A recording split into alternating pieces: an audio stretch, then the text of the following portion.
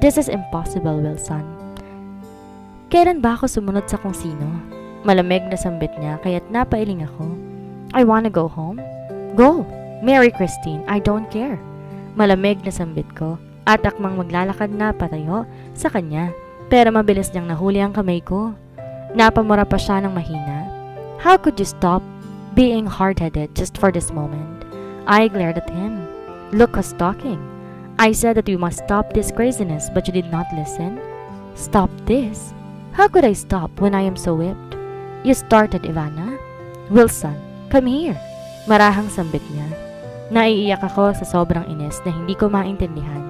I don't want this. I want to escape. No, I haven't slept for a week because of this so... Ano ba? Winasiwas ko ang kamay kong hawak niya. Gusto kong magbingi-bingihan ngayon. Ayoko marinig ang mga sasabihin niya. Ayoko maniwala. Hindi ko gustong paniwalaan siya. Just let me go. I don't want this. Hinila niya ako para yakapin at sa pagkakataon yon, biglang tumulo ang mga luha ko. I pushed his chest while I'm starting to sob. Kahit anong sabi ko na ayoko, nadadala pa rin ang puso ko. He invaded all of me. Maawa ka sa akin. Bitawan mo ko. Umiiyak na sambit ko habang hinang-hina siyang itinulak. No way. Not this time. Never. He whispered and I melted. Ano nga bang gagawin ko? Gulong-gulo na ako sa lahat? Hindi ko alam kung anong posible kong gawin ngayon. Hindi ko alam kung ano ba ang susundin ko. My heart wants him, but my brain is not fully supporting. Masasaktan akong lalo. Takot na takot ako. I am not engaged. I don't like your sister. I like you, he whispered. Napahigpit ang kapit ko sa damit niya. But I am mad, Ivana. Listen to me this time. Puno ng kalambot ang wika ni Wilson, kaya mas lalo ko nakaramdam ng panghihina. We will be attending a party later at 6, he suddenly said. Wala sa sarili ako napatingin sa kanya. Wala pa rin ako at di ko pa rin alam kung paano harapin tong mga nangyayari. What party? I asked using my hoarse voice. Kakatapos lang namin kumain at nandito kami ngayon sa living area ng penthouse niya. I am feeling so awkward. Hindi ko alam kung anong pakiramdam niya ngayong nakaupo siya sa couch sa harapan ko. I don't want to be near him, and I guess it's just taking everything slow, so it's giving me space. Action party? Sagot ko na sa pagkakataong yon, alam ko na agad na hindi basta-basta ang party na sinasabi niya. Kung may media sa party na sinasabi mo, hindi ako sasama. Sabi ko habang nakatingin sa carpeted floor.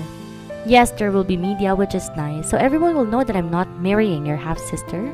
I am not into fixed marriage. Matigas na sambit ni Wilson pero napakurap lamang ako. Half-sister. He knew? Maybe Christine told her. Napangiti ako nang malungkot. I told him anything about me. Ayoko.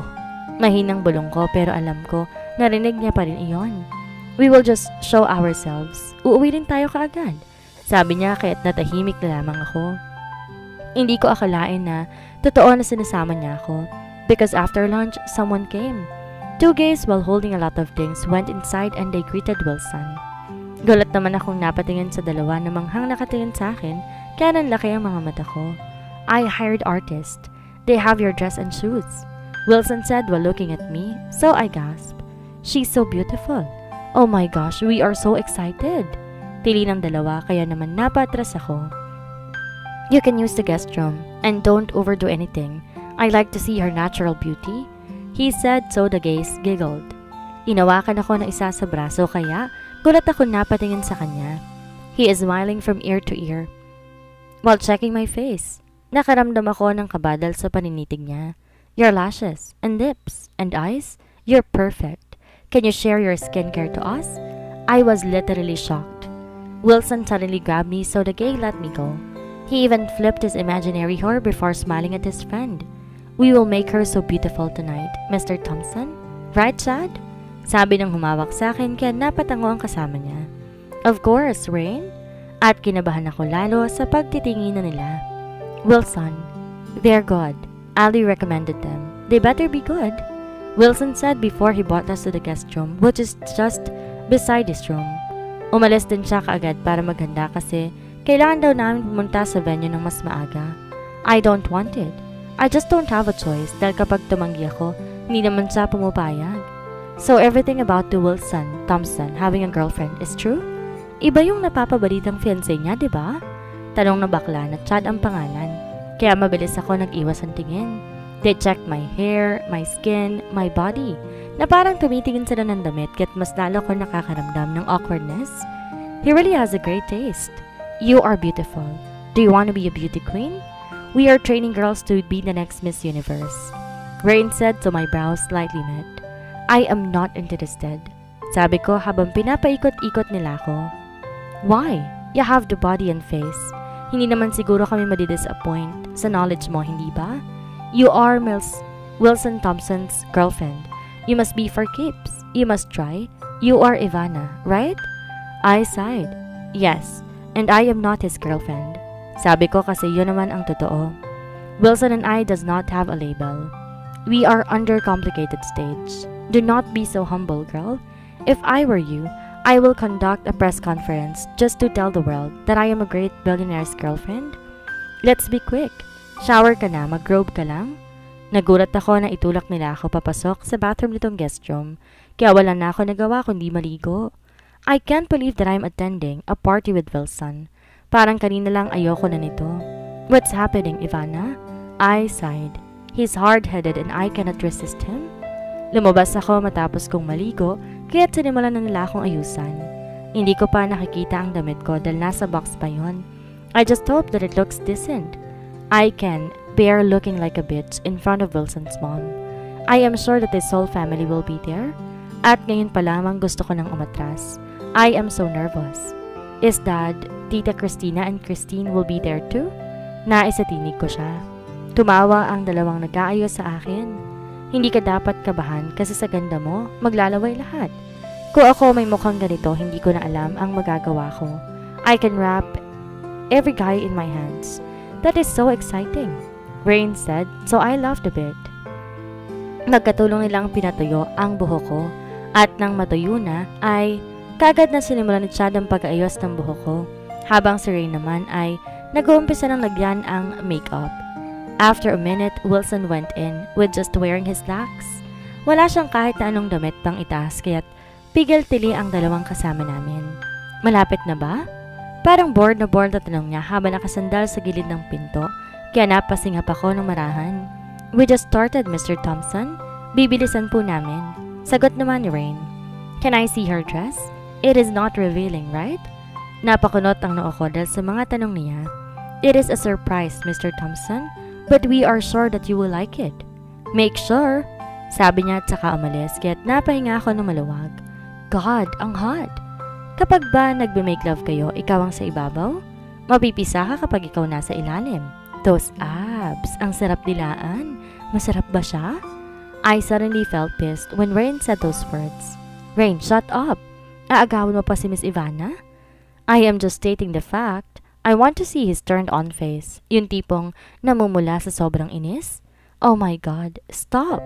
Mariing sambit ko pero tumawa lamang silang dalawa. Sorry. Nagsiselos ka yata eh. Just stop it, I said so they immediately changed the topic. Nagkwento sila tungkol sa mga brands ng makeup at tungkol sa mga sinasanay nilang babae para sa mga pageants. Ilang beses na nila akong pinilit na sumali pero iling lamang ako ng iling. Ang gaan ng kamay nilang dalawa. Halatang sanay na sanay sila sa ginagawa. We are done?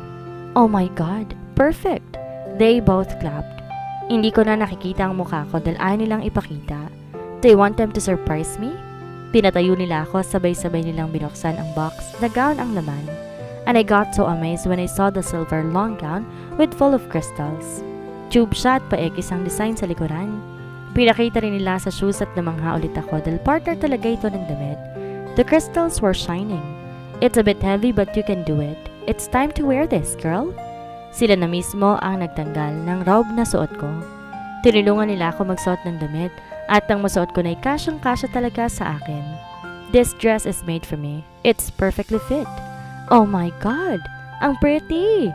Masiyang sabi nila, tiniyaan na ako na tumingin sa salamin. And when I saw my reflection, my eyes widened in shock. Hindi ako makapaniwala sa nakikita ko. They know what they're doing. Ang ganda ng makeup. Simple pero malakas ang dating. They just curled my hair and my makeup is so natural looking. Oh my God! Baka ikaw na ang next Miss Universe! Ilang sandali pa pumasok si Wilson kaya dahan-dahan ko siyang nilingon. Kagad kong nakita ang kulot niyang noo at ang inis niyang itsura. What is that? That is too revealing. Inis na sambit niya sabay lapit pa sa akin. The two gays escaped. This is too low, sabi niya sabay angat ng tube sa bandang cleavage ko kaya't inalis ko ang kamay niya na mas lalo niyang kinasimangot. She is so beautiful, Mr. Thompson? Yes, she is. But the dress isn't. I told you not to choose a revealing dress. It must be sleeves or something. Masungit na sambit niya kahit tahimik na lang ang dalawa. Wilson suddenly encircled his arm around my waist. Nagulat ako sa biglaang galaw niya kaya bahagya ako natigilan pero kalaunan nakabawi naman ako kaya hinayaan ko na lamang. I just don't see myself going to a socialite party with him. This will be the first very formal party which is organized by socialites. Nakakapanindig balahibo. Ngayon pa lang ayaw nang sumama. We escorted the two artists downstairs. Nang makaalis sila'y dahan-dahan akong hinarap ni Wilson. He stared at my face with so much desire and amusement so my heart suddenly skipped a bit. You are beautiful. Mahinang sabi niya at saka muling inangat ang tube na para bang inis na inis siya doon. That's how it's styled. Pigil ko naman sa kanya kaya't napabuntong hininga siya tsaka tumitig na lamang sa mga mata niya. Pero ilang sandali lang ay buwaba ang mga mata niya sa mga labi ko. Pumungay ang mata ko at kagad kong ibinuka ang mga labi ko. I suddenly feel the urge to taste his lips. Let us make this work. I am not playing. Stop believing my ex-flings. Mahinang bulong niya habang nasa mga labi ko pa rin ang tingin. Sa sobrang lapit namin, amoy na amoy ko ng hininga niya. Stop lying, please. Mahinang bulong ko. My heart is beating too fast and I know that he can hear it. I am not lying. I told my friends that I don't marry anyone but my mom let the media cover about that stupid engagement. Napanok ako ng dahan-dahan. His mom likes Christine so much. Ilang sandali pa'y bahagya siyang lumayo sa akin kaya tinignan ko siya gamit ang mapupungay na mga mata. May kinuha siya sa bulsa niya na isang box. Dahan-dahan niya yun ibinuksan. Tumambad sa akin ng isang napakagandang kwintas. It is simple round crystal necklace. Ang frame niya ay white gold pati na rin ang chain. The crystal is shining and I can't take my eyes off of it. This is my early Christmas gift for you. He whispered. Isinuot niya ang kwintas at maluha-luha ko yung itiningnan. Wilson, shh, that is for you. Sabi niya sabay halik sa noo ko nang matagal, kaya naman napapikit ako. I cannot explain my feelings right now. He whispered so I did not do anything. Stop myself from hugging him so tight. Niyakap pabalik sa sobrang higpit. Pilit pinipigilan ang sariling umiyak dahil ayoko masira ang makeup ko. Thank you. I don't know what to say. I whispered back at him. You don't have to say something. Just don't push me away again. I fell in love with him and I keep on falling each hour. Hindi ko na mapipigilan to. Hindi ko na mapigilan ang ngiti ko nang tignan ko siyang nagmamaneho. Hawak niya ang isang kamay ko na ayaw niyang bitawan kahit sinusubukan ko nang ang kunin. And he is grinning. Stop grinning, Wilson. Saway ko dahil hindi ko mapigilan ang kuryoso ng kung anumang iniisip niya.